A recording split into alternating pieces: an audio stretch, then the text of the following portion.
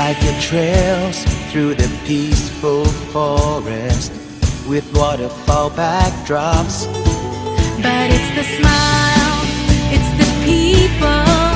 the uniqueness, that's the real highlight. Come experience firsthand tropical weather, see the unspoiled land, the beauty of nature. ยินดีต้อนรับสู่ดินแด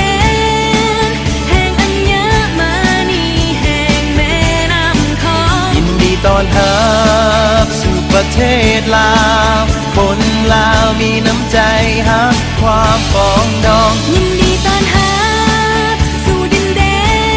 นที่ยังคงเอาไว้ประเพณีที่ของ แผ่นดินลาวสวยงามแท้ๆเชิญมาเที่ยวเมืองลาวลาว simply beautiful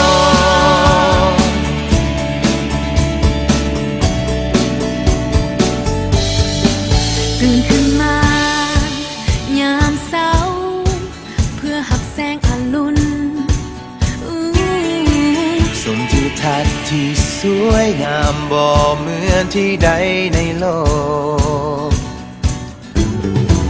But it's the smiles, it's the people,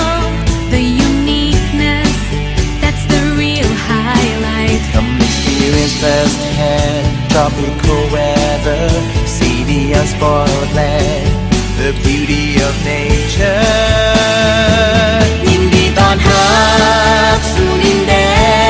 นแห่งอัญม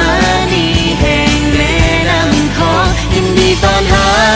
บสู่ประเทศลาวคนลาวมีน้ำใจฮักความปองดองยินดีต้อนรั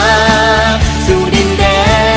นที่ยังคงเอาไว้ประเพณีของแผ่นดินลาวสวยงามแท้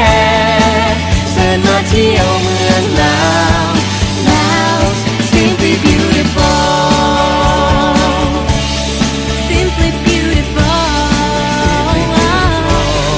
simply beautiful.